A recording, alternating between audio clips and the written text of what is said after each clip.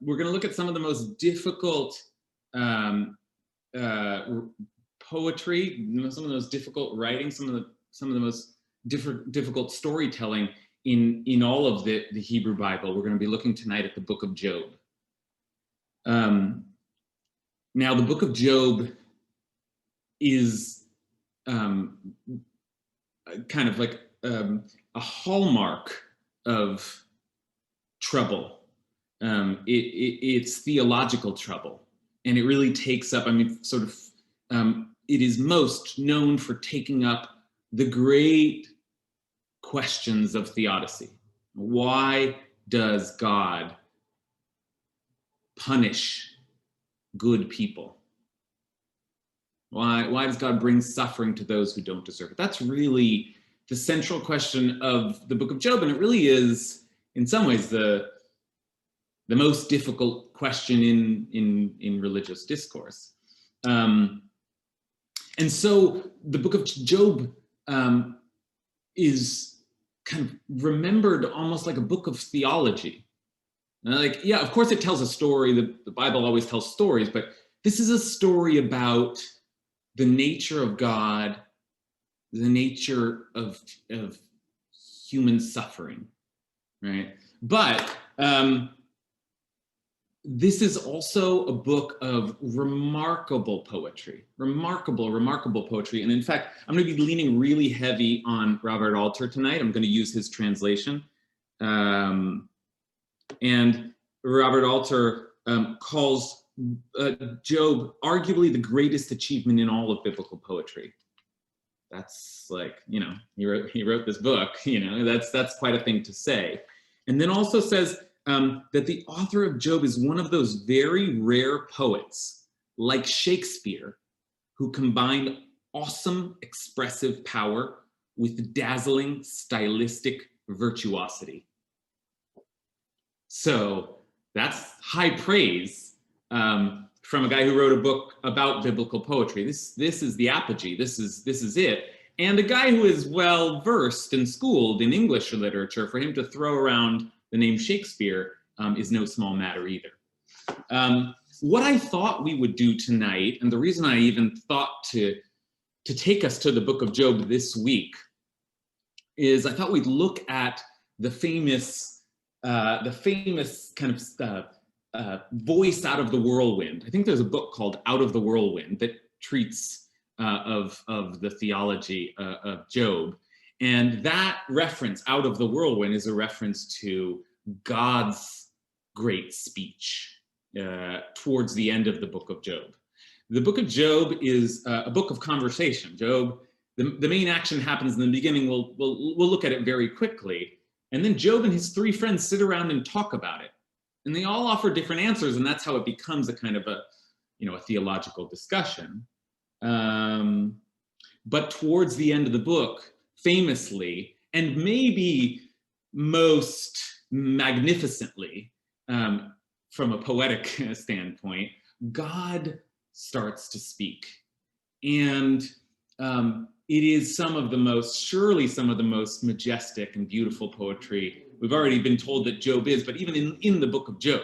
And it's also remarkable because God doesn't usually recite poetry.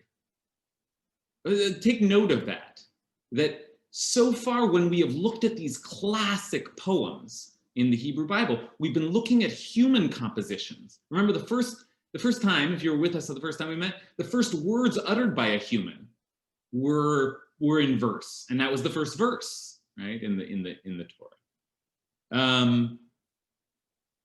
The classic poem we looked at a couple of weeks ago, the Song of the Sea, that's Moses and the people speaking out, exploding in poetry.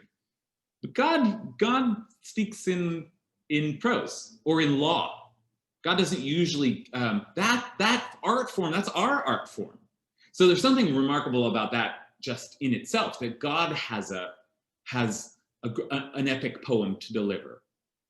And it must be said, and then we're going to leave God and we're going to turn to Job. It must be said that God's, that magnificent poem is linguistically beautiful, but theologically, very troubling, very, very troubling, right? For all of the discourse and debate and reckoning and reflection that takes place in the book of Job, what you want, what you expect, after all of these sort of insufficient answers that Job's friends give, what you want is God come in and say, here's the answer. This will make sense to you.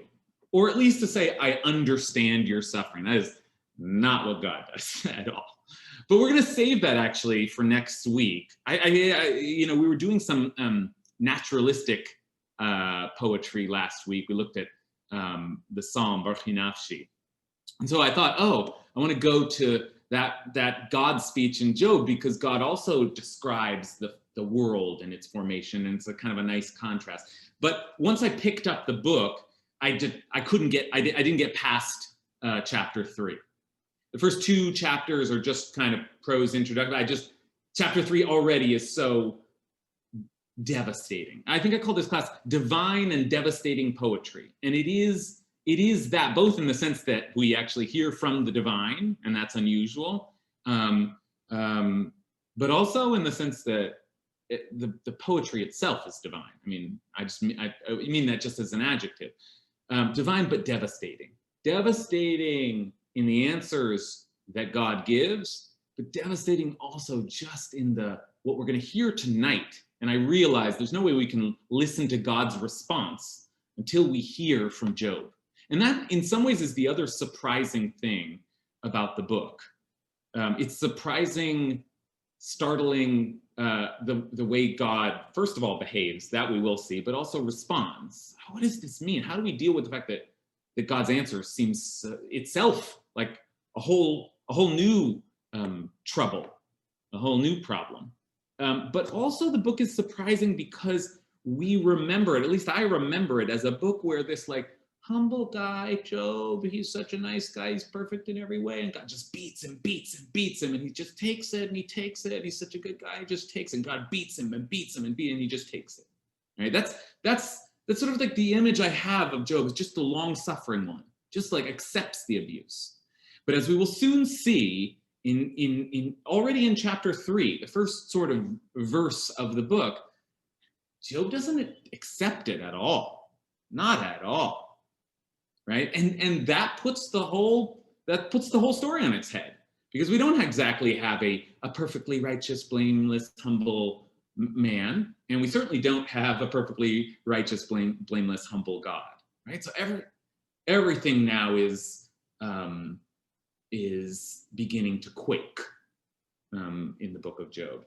Okay, so what we need to do is set our stage just by looking, first of all, at the opening, and I'll read some of it, but you may be vaguely familiar or intimately familiar with the story, which I'll just say now because the language is biblical, which is that God is psyched about Job. Job's the best. God loves Job, and Job is this guy who exists. This is sort of a strange character. He's just a man that lived in the land of Uz. The land of Oz, it almost sounds like. Just some guy. What is it even doing here in the Bible? So some people suggest, well, this guy was not Jewish, right? This is a tale of some other. He doesn't seem Jewish, though he seems part of this tradition. He's in communication with this God.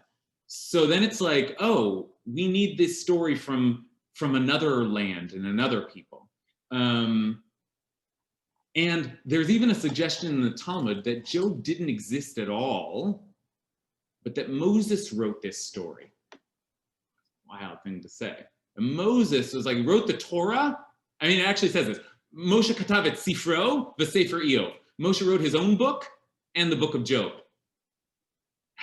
That's also quite a thing to say. And what does it mean about Moses? And I want us to think about that also, because Moses or JPED or the compilers, or whoever put this down, was saying something about whoever expressed themselves through Job's mouth, was saying something quite devastating about, I don't know, God, human life itself, and certainly the rest of this book.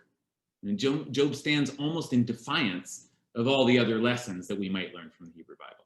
Okay, so that's an introduction. Let's now take a look at the book of Job. And I'm going to give you a source sheet. And as I noted last time, I realized that when I'm editing, I lay all the lines out so they are even, but on your end, it doesn't appear that way. So I'm going to give you first the source sheet that I'm using, and it may be that you will prefer just to use Job chapter 3 in Sepharia, which is laid out in, that's right here, which is laid out in very nice line by line. But the only reason not to in this case is that I did lean, as I said, heavy on Robert Alter, and so I'm using his translation tonight, so that you won't see in Sepharia. So if you want to follow me in the words, yeah, take your pick. But let's head in. Let's take a look.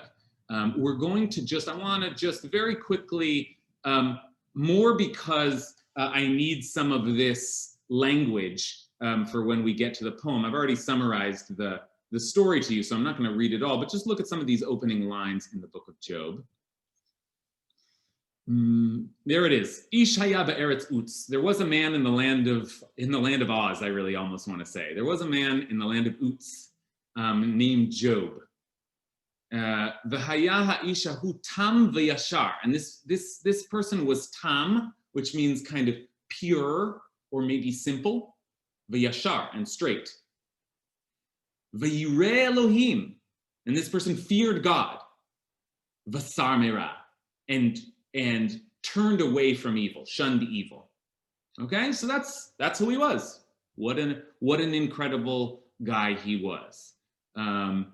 There's some we could think about some of the echoes here. Like this, you hear a little bit of the Noah story in here, and so one wonders about how those characters might be connected. But we're not going to spend a lot of time. And we could analyze just these first few lines our whole time tonight, but I want to get into the poetry. So I'm going to skip this, but just to summarize, he had 7 sons and 3 daughters. He had a lot of stuff. His sons and daughters all held these feasts, and some wonder if maybe this was the problem.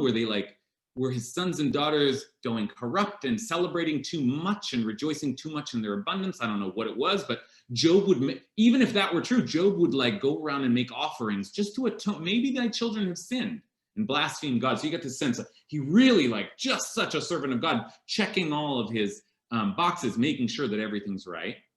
And then this is where the action really begins. Vayi hayom v'yavo bnei Elohim. Okay, now this is a strange phrase, but one day the children of God, B'nai Elohim, the divine beings, it's translated here. So some kind of, there are angels up there, or beings up there. They came and they presented themselves before the Lord. V'yavo gam ha-satan. And this is a really big moment in literature altogether, because it says here, and the adversary came along with them. But the word here in Hebrew is hasatan. Oops, lost it. It's like my main frustration with Sepharia. Vayavo gam hasatan. It happened again. What is happening?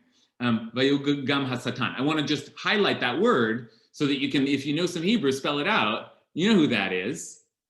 Could it be Satan? Right? Remember that? That's right, Satan. That's Satan. But of course, one must rush in to say, well, we don't have the devil in our tradition. Hasatan means the adversary. And it's not Satan, Satan, but Hasatan, the adversary. We see this word used one other time in the Hebrew Bible. Anyone know where it is? It's in the story of Bilam's ass. And Bilam is moving on his donkey to go and curse the Israelites, and an angel of the Lord gets in front of Yastinoto and blocks him. So an adversary, someone who comes up against you. Okay, so that's the villain here. But what is important is what he says. The adversary came and said, and the Lord said to the adversary, so where have you been? What have you been up to? And the adversary answered the Lord, I have been roaming all over the earth. And God starts the trouble here, okay? Because God says, oh, you've been all over the earth? Well, have you noticed my servant Job? There is no one like him on earth, a blameless and upright man who fears God and shuns evil. And God repeats the opening words of the book of Job. Have you seen Job? Oh, that's now that guy. He really worships me. And the adversary, the adversary is actually a good translation because there's something legalistic about this, as if they're putting the human being on trial. The adversary answered the Lord and said, does Job not have good reason to fear God? Why, it is you who have hedged him round, him and his household and all that he has. You have blessed his efforts so that his possessions spread out in the land. Okay, so essentially the argument here, and forgive me for speaking a lot of this out, but I want us to do the poetry together, but the argument here is, yeah, Job worships you because you haven't given him any reason not to. He has all this stuff, his life is going well. Do something wrong to him, then see how quickly he curses you. Just see how quickly he curses you. And God takes the challenge, and this is the problem. That's the problem with the book of Job. God says, okay, yeah, I'll torture him, and we'll show you he won't curse me. And he does. He kills all of his children and afflicts him with, like, we will find him afflicted with like scars and boils and pus all over his body, loses everything he has, and just devastated. What are we to? I mean, that's what Job is saying for us. The epitome of human suffering, and that is where we find Job at the end of the second chapter when we read that Job's three friends, when they heard about all these calamities had befallen him, each came from his home, and these are going to be his three kind of theological debate partners: Eliphaz the Temanite, Bildad the Shuhite, and Sophar the Naamite. They met together to go and console and comfort him. When they saw him from a distance, they could not recognize him, and they broke into loud weeping. He looked so bad. Each one tore his robe and threw dust into the air onto his head. They sat with him on the ground 7 days and 7 nights, like a shiva. None spoke a word for him, none spoke a word to him, for they saw how very great was his suffering. Okay, that is the break that the chapter gives us. The chapter, like in the Latinate, ends with with verse 13, and then begins the new chapter with this last verse. But that's not the way the Hebrew scribal tradition has it. This is the last line in chapter 2, and so it's really with chapter. I wanted to break this up because it's really with chapter 3 that Job begins to speak, and that's important because, as we've seen before, when Job speaks, suddenly it's poetry. Okay, and that's where we'll go. But listen to this last line of this chunk, what is written as the first line of chapter 3, but really is in some ways the last line of chapter 2, because after all, Job is being tested, and he's being tested that he shouldn't curse God even when he is so totally decimated. And yet, the first thing we hear about Job is, V'achreichen, after this, Patach Iyov et pihu, Job opened his mouth, Vaikalel et, and he cursed Yomo, his day. Now there's something, you can hear he's about to curse God, he's about to. And he opened his mouth and the curse is coming, but he cursed instead. It says his day, and the translator has it as the day of his birth. And that's the imagery that we're going to be working with right at the outset, is the day of Job's birth. Okay, I've been chatting now for a while. We're going to start analyzing poetry. Any questions so far? Anything not clear so far that we want to clarify before we go on? Yeah, Gary. I think there's a conflict. At the beginning, it says that Iyov was tam, that he was simple. But then it goes on and it describes these dinners and these parties that his kids have. So it wasn't so simple. There had to be some complexity there and layers of complexity. The other thing is Eretz Utz. This it says that this guy came from Taiman and this guy came from Shuch and this guy came. So was this like an international meeting ground? Yeah. Well, right. I mean, so the first point, we're gonna see just how complex this guy is. He's complex. Yeah, it is interesting, these various, I don't know what's happening geographically, but there's certainly some sense that this, first of all, that they come and visit Job, but also that this is a universal story. This is a story about peoples of the world and their reckonings with God, not a Jewish story. And that's the only, there's probably much more to say. I mean, you make a very interesting, you describe a very interesting scene, but that at least is true, that this is just like the peoples. And, this isn't the Jewish response to suffering. This is a human story. Anything else? Okay, so let's take a look.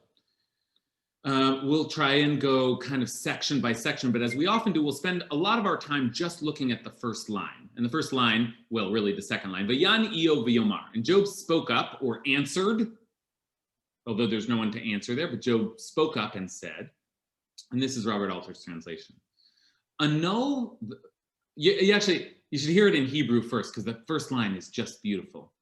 Yovad yom ivaled bo. V'halayla amar hora gever. Yovad yom ivaled bo. Job spoke up and said, annul the day on which I was born, and the night that said, a man is conceived. Okay, I want us to, I want to hear how you received this, how you, what this image does for you as he starts with it. But I want to say one thing before I open it up to the group, which is that Robert Alter brings this poem in the midst of a chapter called Structures of Intensification. Structures of Intensification. And makes the point, we've looked at one of the classic modes of biblical poetry, which is parallelism, that there within a verse, there's kind of two parts, and the two parts are often parallels of one another. But Alter moves from there to say they're not just parallels and, like slightly different, but they are often, there's some, the second part extends the first. And he brings this, this poem as an example of the intensification, not just in the verses, but throughout the poem itself. So if we are following Alter, what we'll be looking for is a growing intensity, a starting with one image and then getting worse and worse. Well, I say worse, but let's just call it more and more intense. So I offer that to you also as we begin to think about this. What is Job's response? How do you, in this particular poetic phrasing, what is Job saying about his state of being? Annul the day on which I was born, Yovad yom yivaled bo, and the night that said, a man is conceived. All right, let's finally turn it over to the group. Sorry, I talked nearly half the time there. Okay, what do you think? What is this? How do you hear this response? These are Job's first words of response here. Florine, is that a hand or not? Well, you have to begin somewhere if you want to expand this into total darkness. Say that again, I didn't hear you. You have to begin somewhere if you want to expand this into total darkness.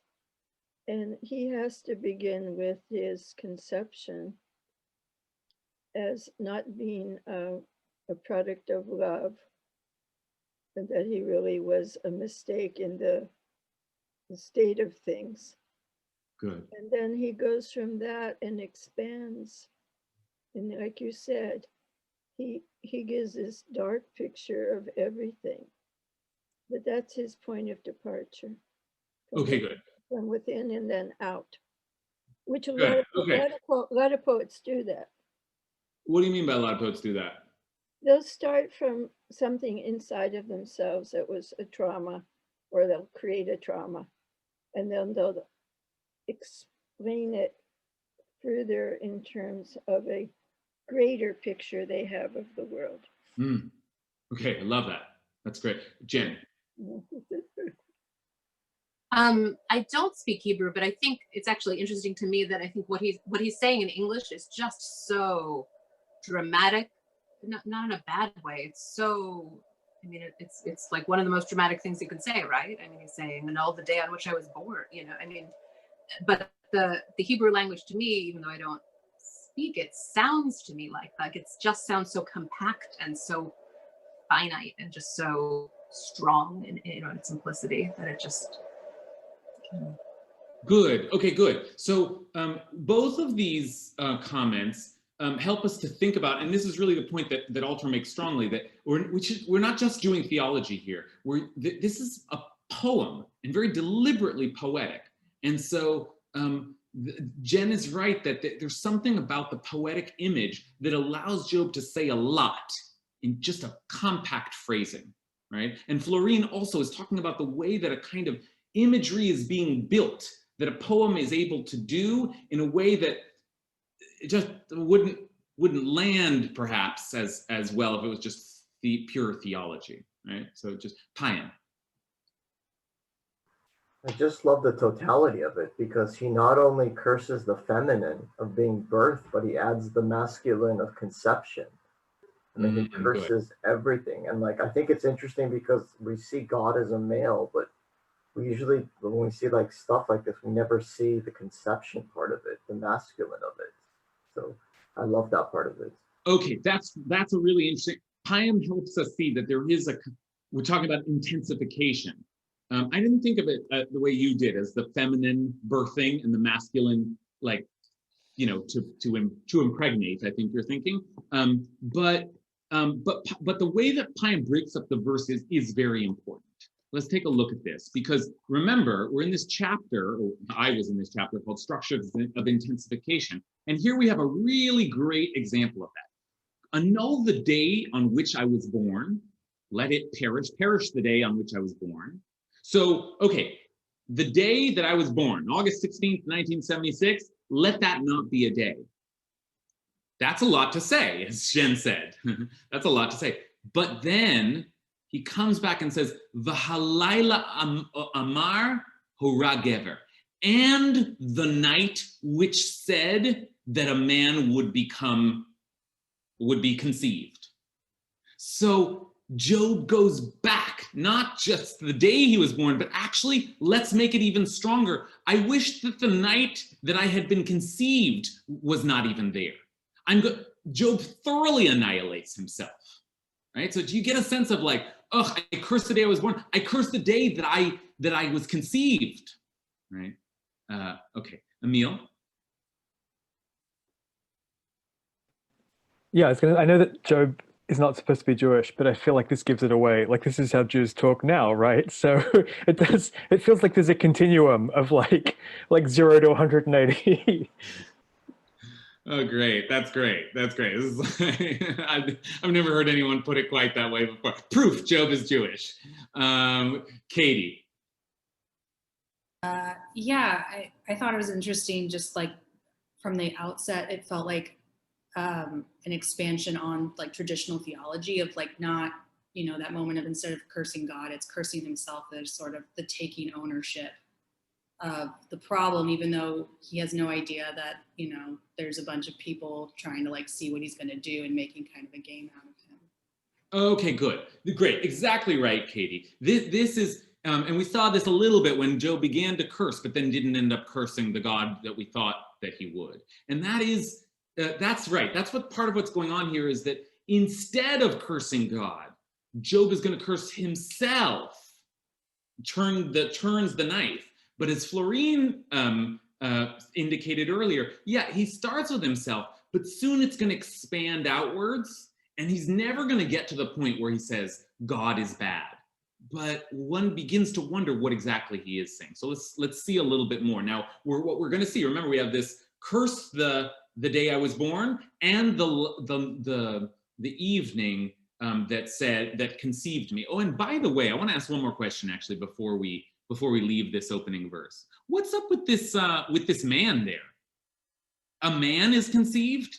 I mean, it could be that it's, well, a male, and it's sometimes translated as a male is conceived, but Alter translated it, I think, correctly as a man. And that's a very strange, anyone have a read on that? We'll keep track of it, but I don't, does anyone have a thought when they saw that a man is born, a full grown man? I see Liz has a thought. What hit me when I saw that is the idea of somebody who can take responsibility, someone who's mature, whose shoulders can support everything that's going to happen after that. In other words, this kid better get ready. Like, this kid better be prepared for this world. Okay, great. Anybody else want to read on that, Bob? Yeah, so maybe a little bit related to that, but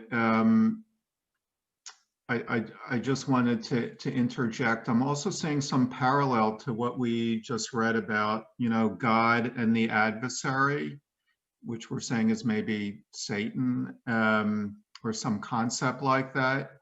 And here it's talking about day and night, and the birth and the conception, day and night. And so maybe day and night is somehow paralleling God and the adversary. And I'm almost sensing that Job is saying, like, to hell with both of you.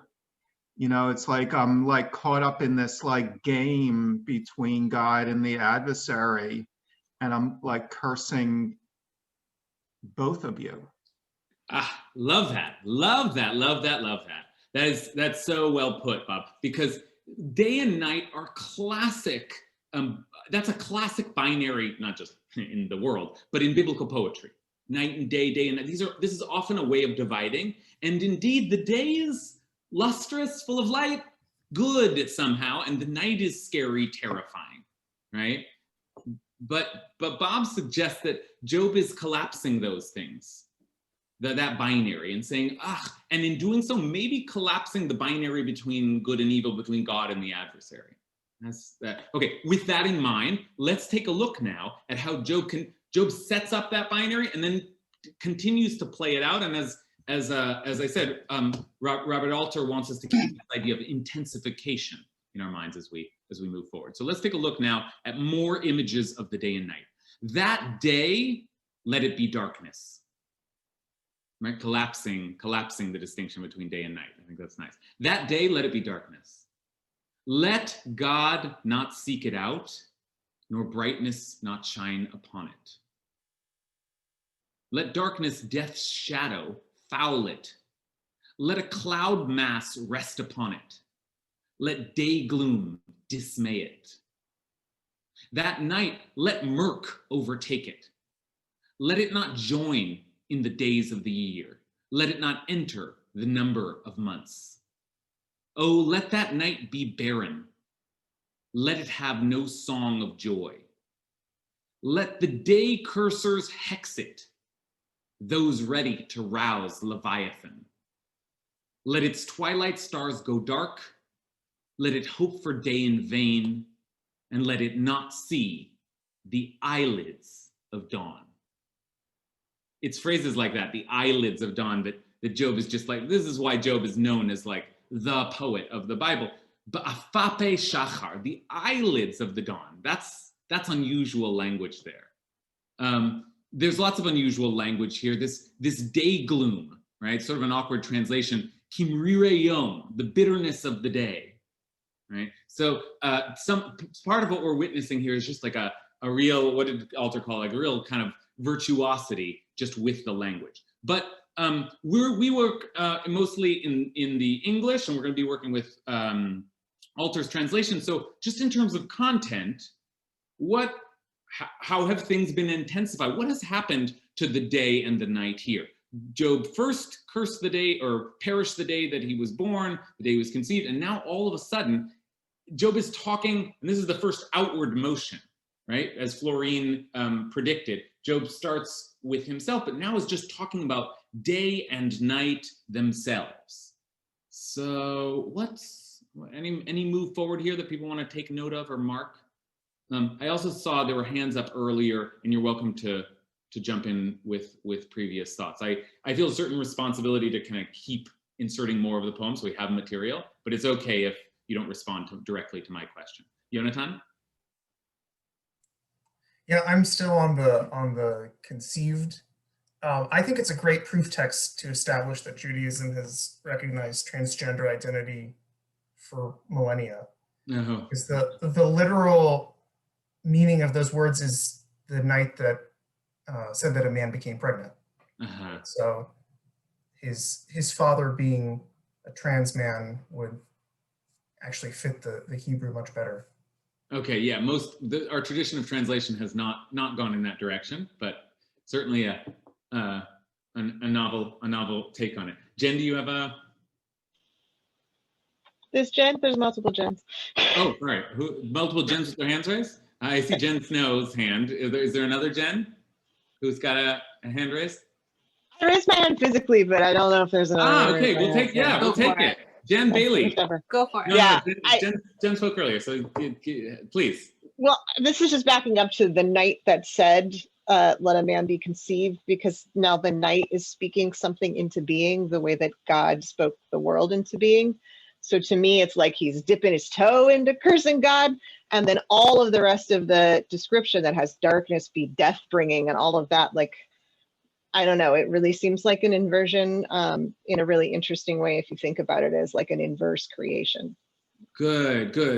Yes, that's really nice, right? Like the light and the day and the night, those are the first things that God created, right? God creates light and then calls the light day and the darkness night. So to say, let these things dissolve, so brilliantly put, Jen, to say let those things dissolve is to begin to attack God's creation, right? Very nice, very nice. I saw another new hand out there, Noah. No. Hi. Yeah, building on that idea of a sort of inverted creation, that I think ties back to what you were asking about man, like why conception of a man, because I think that sort of calls into question sort of the final, like the step of like the conception of man within the universe, and calling into question the role of, even if it is Job thinking about just his own existence, there is the potential to read beyond his own psychodrama, the problem of evil, or like questioning like his own morality within a like how does he fit into a moral universe? If God is moral, if everything is, if the universe operates under good, how can he have such a bad fate? I think that he's beginning to call those things into question by questioning his existence within a moral universe.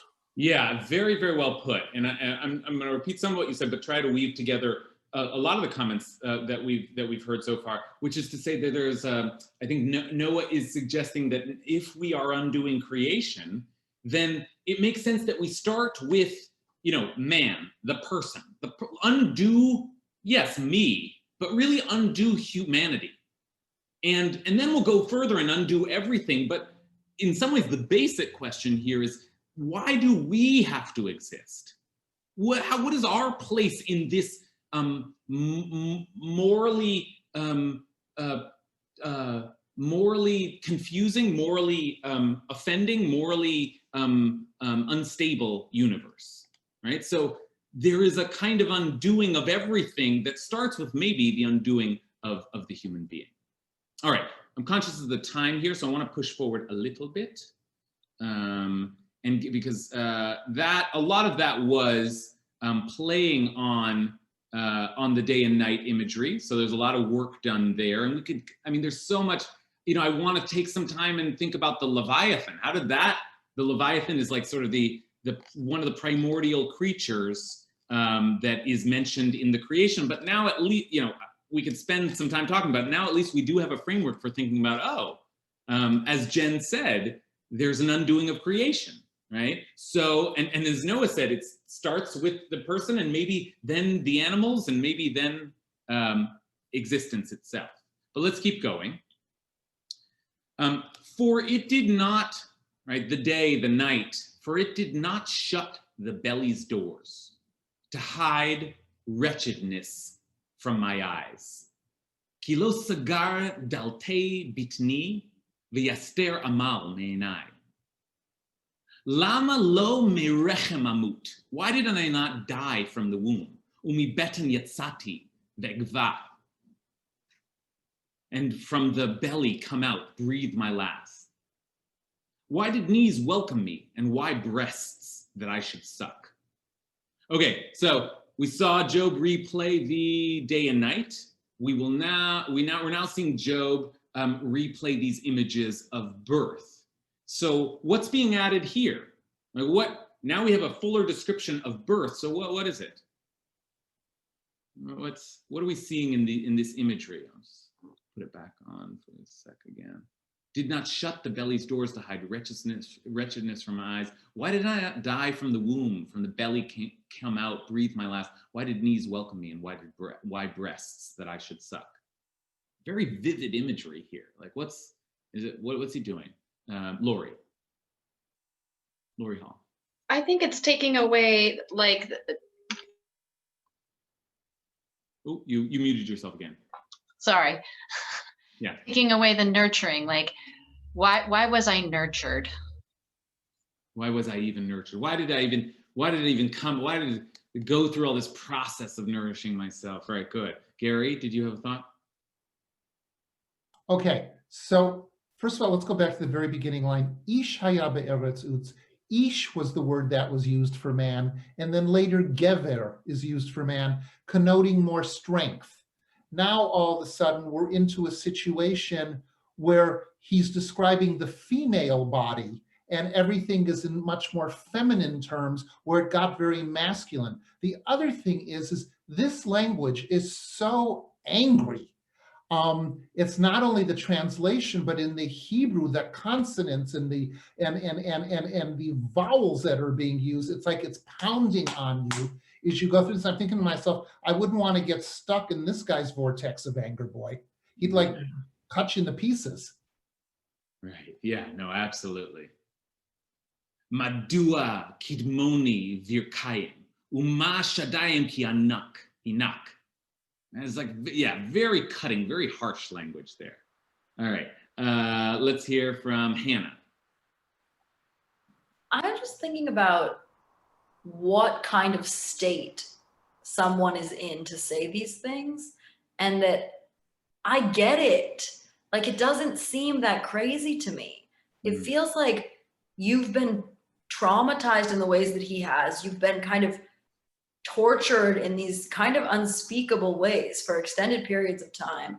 And then you repress all of it because you're doing what you've been told to do or tasked with or expected, which is be Tom, which maybe we can interpret as pure in that way. You're expected to not curse God. So what you're doing is just building up all of these resentments over time because you're not actually giving yourself any outlet for them. And you're not processing them in what we would in a modern way think of as like healthy processing. And so instead they eventually come out because you can't hold all of them. And it to me feels like what happens when you have repressed something for way too long, and then not only that thing comes out, but everything comes out. And suddenly you're in this really, really dark place that becomes really nihilistic or existentially dark, where you just feel like, what's the point of anything? And now that I'm remembering this grievance, let me just remember all of them. Like it just becomes this kind of snowball effect. But I've done that. We've probably all done that, where you just feel like this was the last straw. And now actually it's not just about this. It's about everything that's ever happened. And I hate all of it. And I just think, yeah, that's being a person, And luckily for many of us, we find a way to do that we aren't then smoked in some way or whatever, but that we all need that. And if you don't access it earlier, it comes out sideways. It just does. Mm-hmm. Yeah. Very well said. Very well said. Rabbi? I'm going to call on Esther next. Just her hand up. Yeah, I want to do something that people might, anyway, I'm just going to do it. I have a lot of sympathy for Job, I feel for him, but now I'm thinking of, I'm listening to him, and I a part of me is there with him. And yet another part set is thinking, okay, so his logic is, I've had it good in life so far. I was nurtured. And what did he expect? That life was always going to be, you know, sunshine and rainbows? I had a great aunt in Israel who, she's been through very difficult things in her life. And she'd always tell me, life's a low picnic, you know, and life's a low picnic, you know what I'm saying? Like, and also like, so anyways, I don't believe this with all of my heart, but a part of me thinks like, you know, he was exposed to too much suffering. I agree. And yet, what do we go through life? You know, we always cling to the good, but that attachment that once it's good, it should always be good and we should never suffer. How realistic is that? Of course, it would be nice if there was a clear contract with God and it was all spelled out. But when he was described as Tom, was it Tom? Yeah. Is that the word? Yeah. Isn't that also Pure, sometimes simple. having, yeah, simple as in like, yes, he's pure, but like maybe simple, like a simpleton, like simplistic. Like, did he really think life was going to be a picnic? Yeah. I just want to throw that out. You know, I mean, you know, I mean, it's hard not to feel bad for Job in some way. I mean, he did have his entire family killed, but the point you're making is strong because it isn't what we expected. This is not what we expect from the Bible. And frankly, you know, like what we expect is like, oh, woe is me, but God is good. Something like that. That's not what we expect. And frankly, I don't, like, he hasn't cursed God just yet, but it seems like, didn't God already lose the bet here? I mean, and if he was simple before, he's not simple anymore. Now he's just like, wow, he's got such complicated ways of obliterating all of existence, right?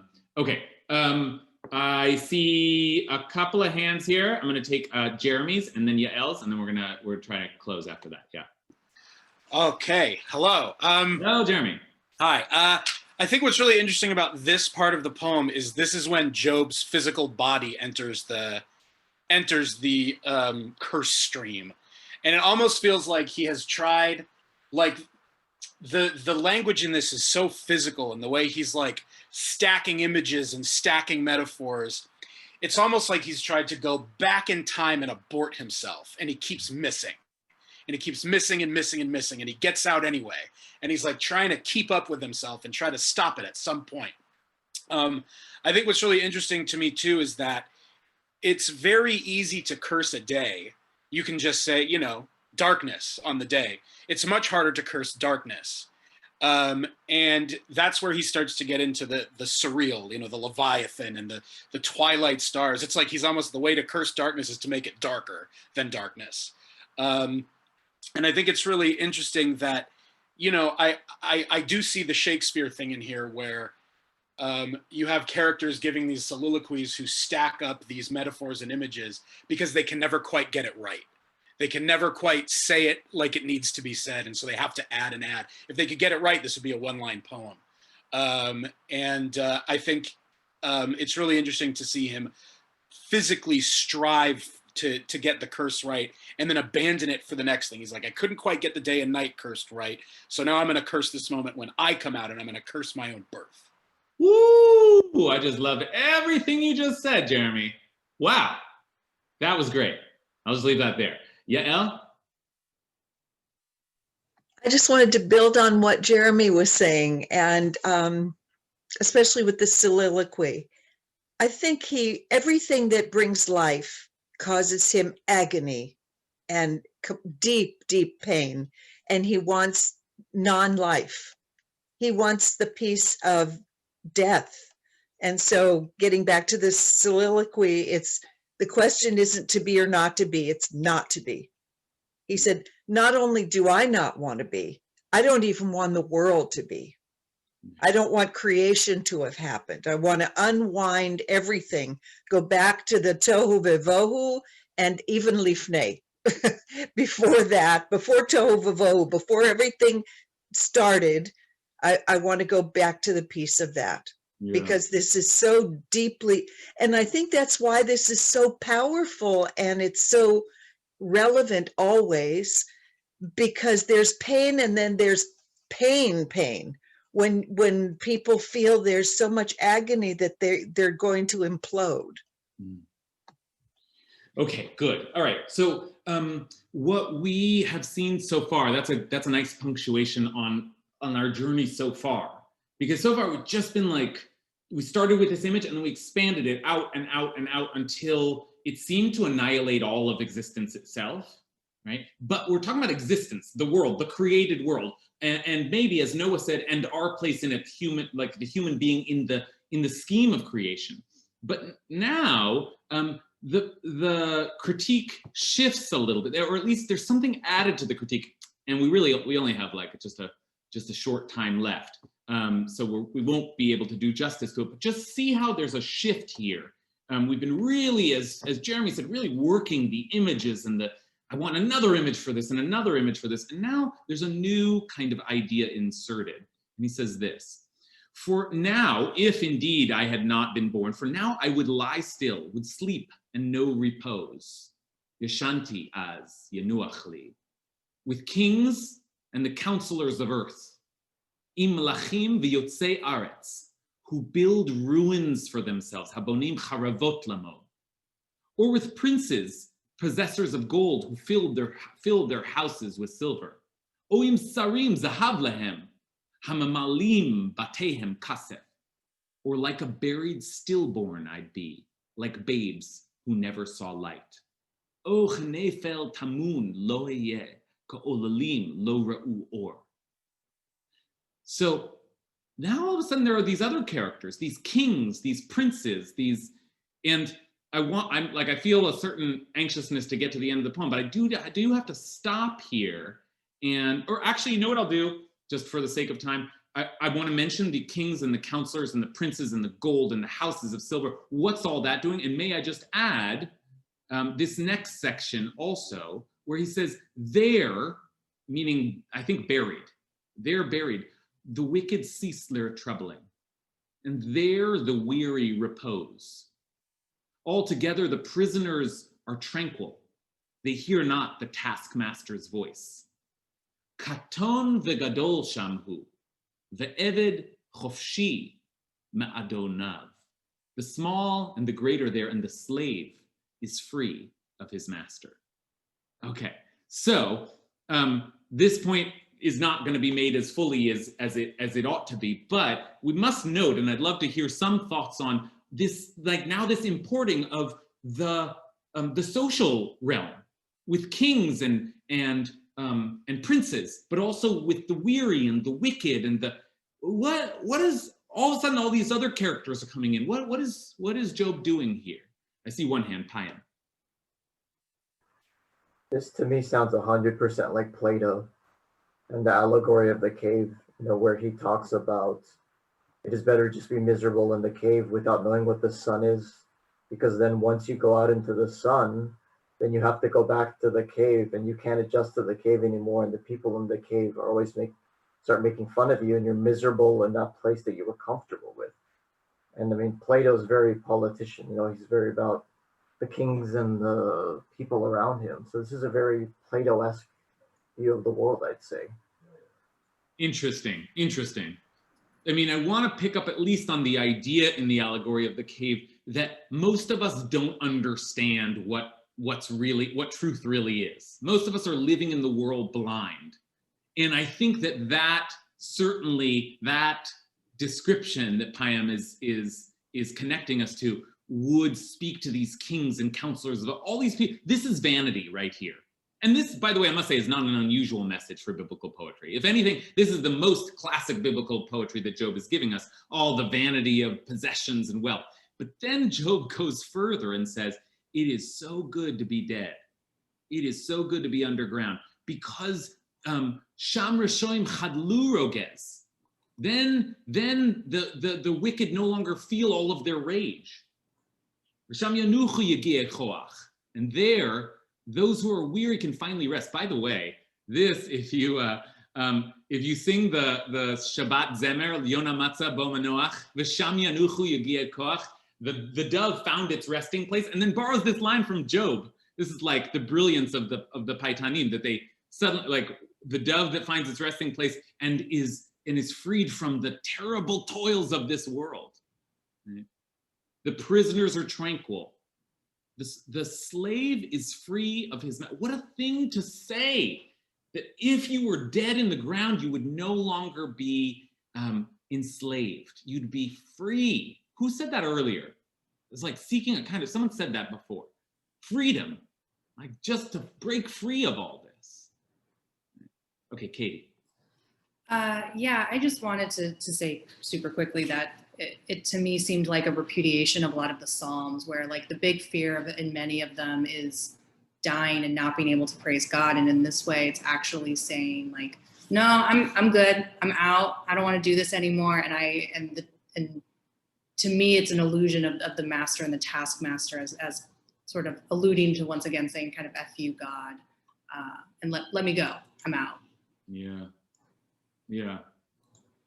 I wonder about that, right? Because in some ways it seems like it shifts to the human world and its vanities and its, but in the flow of things, I think Katie is helping me see, this is also part of God's scheme, that there be a social order altogether, and there are powerful people, like all of the world that God has produced with all of its unjust structures, not just God's torturing us, but the torture that we receive from other human beings. Like, let's think about it. After all, if we're talking about human suffering, we certainly have to confront not just the suffering that God delivers, seemingly, without cause, but also the way that human beings suffer in so many ways at each other's hands. And Job is also saying, yeah, as Katie said, just get me out of it. I want to be free of it all. Okay, Florine, and then Emil. Speaking from the art of poetry, he's great. He starts with the self-annihilation or self-flagellation. He wants to die. He ends with it. And this is a beautiful, I mean, I don't like that he would die, but the point is that in terms of writing, it's a beautiful technique what he's done. He's gone from point A, back to point A. Great. Okay, Florine with her usual poetic sensitivities can see the structure of the poem, and we'll end by emphasizing just what Florine said. We'll see a little bit more of that loop back that is part of the virtuosity of this poem. Let's take one more comment. Emil? I was going to say, like, I was agreeing with what Hannah was saying before, but it seems like this end part of the poem, like verse 25, for I feared a thing, it befell me, what I dreaded came upon me, is like, it's even worse. It's like what I thought life was, it turned out to be. Like he was aware he had a charmed existence. He thought like he had escaped it, but this goes to show like just there's no such thing as a charmed existence. So what is the point? Like it felt like he was actually really grateful. Like he actually felt like he knew what he had, hence all the anxiety and all the atonement and all of the, offerings after eating too much, but it's just like, God damn it. Like even I quit, like there's just no way out, and like better to be buried than to have to deal. Okay. So Emil points us towards and Florine was doing this too, towards the end of the poem. So let's see it now, because there's a couple of last moves that Job makes that are just, I mean, so brilliant, but also so devastating. So let's see, where are we? This is a little bit more of the same. Why give light to the wretched? And remember that light and dark has been part of this poem throughout. But why give light to the wretched and life to the deeply embittered, who wait for death in vain, and dig for it more than treasure. Dig for it more than treasure. And by the way, I want to just say the word for buried treasure is same as the word for buried stillborn. Okay, so just here and there, I'm just dipping into the Hebrew to show you how intense it is. Where was I?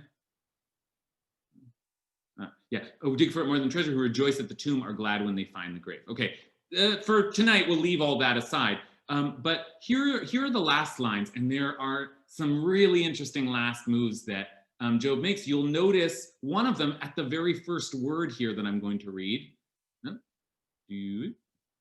which is lagever. To a man whose way is hidden, and God has hedged him about. Now that line is just so good. especially for someone like me, one of the things I'm always looking for is word repetition. And surely this is a throwback to the man who, we wondered, why is a man conceived? Up here, a man conceived. And so suddenly this same man is Job, to a man whose way is hidden, right? V'yasech Eloah ba'ado, and God has hedged him about. Now that is also a repetition. And this I didn't notice myself, but I got from Alter. That's a throwback to this initial conversation that God had with Satan, where Satan says, does Job not have good reason to fear God? Why, it is you who have hedged him around. Right? Same language there, which is to say that God has in Satan's words fenced Job around, but Job comes back and uses that to say, no, God has hedged me in. God has trapped me. God didn't protect me. God constricted me. For before my bread, my moaning comes, and my roar pours out like water. And this is I think this is the verse that Emil was talking about, and it is a really interesting verse. In some ways, I feel like it's the most interesting verse in this entire poem, this entire chapter. Ki pachad pachadati vaye'etayeni va'asher yagroti yavoli. For I feared a thing, and it befell me. What I dreaded came upon me. And then this sort of beautiful, depressing, horrible last line. I was not quiet. I was not still. I had no repose, and trouble came. Lo shalavti, velo shakatti, velo nachti, v'yavo roges. But I guess the last question I want to ask is, what is the meaning of this? And Emil already started to pick at this a little bit, but I feared a thing, and it became me. It befell me. It happened. I was afraid of this. What I dreaded came upon me. That doesn't make any sense. How do we make sense of that in the context of the narrative, but also this poem? What is he saying there at the end about not just what Job thought or didn't think, but what is this human experience where I was always afraid of this? I knew this was going to happen. It happened. Everything. What are we saying here at the end? Take some last thoughts before we close tonight. I see I'm seeing some things in the chat. Esra. Oh, that question is profound. I don't think I have it. I'm just going to sit with it. I had a different question, which is, there's so much suffering here. It's so painful to read about. Do any commentators at any point in time, anywhere, help us say that there's a meaning to the suffering? Because if there's a meaning to the suffering, anyway, I guess it's just the theodicy loop. The answer is certainly yes. Entire college courses are taught on the Book of Job. Entire works of theology are written on the book. Certainly so. But I'm inclined to say that, right, for tonight, let's just stick with Job himself, who seems to be like, for now, saying, no, there isn't. Right? Or do you agree with that? Jeremy, let's hear from you again. Yeah, this ending is wild. These last two lines, I was not quiet, I was not still, I had no repose, and trouble came. What's so interesting to me is like, it's almost like he's saying, I had all this stuff, and all of that rest and the repose that I wanted, that I want now, was available to me, and I didn't take it because I was afraid of the thing happening that was going to happen. He's talking about inevitability. Like, for I feared a thing, like I was scared of the thing, and then, hey, look, it happened. And what I dreaded, it happened. And the order of this last line, I was not quiet, I was not still, I had no repose, that's before the trouble came. Before the trouble came, I was not quiet, I was not still, I had no repose. And then the trouble came, and now I really have a reason to not have quiet, not be still, and not have repose. So I think there is kind of a thing of like, if only I'd known then what I know now, that like I had all these things. I had peace, and I feared my peace away. Wild indeed, and well put again, Jeremy. But that's right. There's a kind of inevitability here that's being like that fear that Job just always lived with, was always anxious about, and maybe we all always live with. That like maybe this will all come crashing down. And actually, if we could be free of that fear, then we would at least enjoy life in the meantime. But I think Jeremy's right. Even when Job was fine and had all his riches, why was he going around and offering sacrifices every time his children gave a feast? Because he was always anxious about this. Which is to say what? Which is to say he was always anxious that God would take it all away. This is another famous line from Job. Adonai natan v'Adonai letach. Right? God has given and God has taken away. Blessed be the name of God. All right, we're over time. I know if people need to leave, that's fine, but I'm going to take the hands that are up, and I see an indication, so I'll add one more to those. But Emil's hand is down. Turn to Yonatan. I read these last two verses a little bit in an opposite sense. I read that he's almost saying, look, I did everything right, kind of in the Captain Picard sense of it's possible to make no mistakes and still lose. And it's kind of a response to the criticism that you might expect, and the criticism that Satan brings up, which is like, well, of course, you know, he's acting fine because it's easy to do that when you're physically in a good place. And actually we find out that like this whole trial was completely unnecessary because he was already operating with the humility and the diligence that could have come from hitting rock bottom first. He was already there. Yeah. I mean, this is, after all, some kind of critique. So isn't the critique continuing?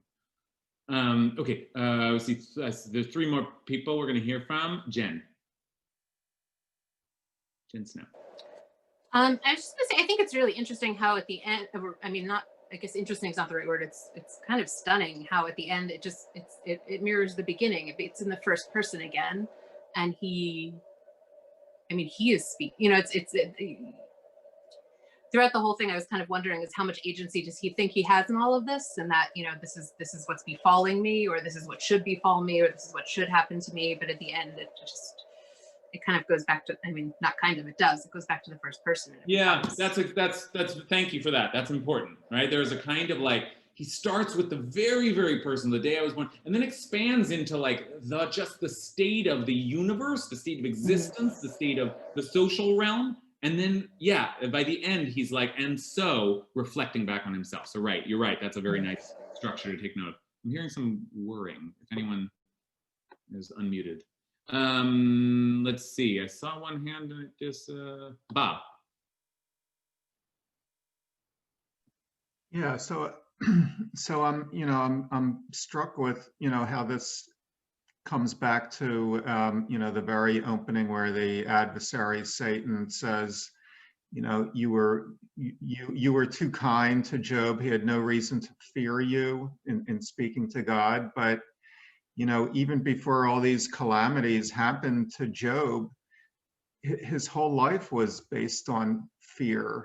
He was, you know, it's almost like these things didn't need to befall him. His whole being was based on fear. So, you know, I think other people have expressed this. It was almost like, you know, he was waiting for the house of cards to fall down, and you know, this, and then it happened. So, you know, that's really interesting. Job is described as V'yirei Elohim, right? Someone who feared God, and that's usually like, that's a nice, God-fearing person. But the language shifts here, and he says, no, I didn't just fear. Like we often translate V'yirei Elohim as was in awe of God.